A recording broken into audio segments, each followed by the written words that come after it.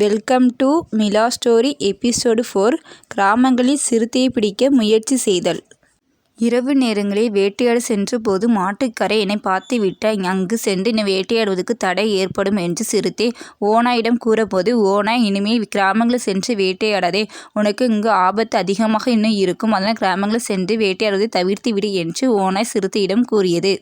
ஓநாய் சொன்னது கூட கேட்காம சிறுத்தை இரவு நேரங்களில் சென்றபோது சிறுத்தையை பிடிக்கவென்று கிராம மக்கள் முடிவு செய்து சிறுத்தையை பிடிக்க வேண்டும் என்று ஊர் மக்கள் ஒன்று சேர்ந்து சிறுத்தையை பிடிக்கவென்று வலை வைத்து கொண்டு இருந்தபோது சிறுத்தை தூரத்திலிருந்து பார்த்து கொண்டு சிறுத்தை இனிமேல் வேட்டையாட முடியாது என்று கூறிக்கொண்டு ஓடி சென்றது. மறுநாளும் வந்தபோது சிறுத்தையை பிடிக்க வேண்டும் ஊர் மக்கள் ஒன்று கூடியிருந்தார்கள். சிறுத்தை இனிமேல் இந்த பக்கமே வரமாட்டேன் என்று ஓடி சென்று விட்டது.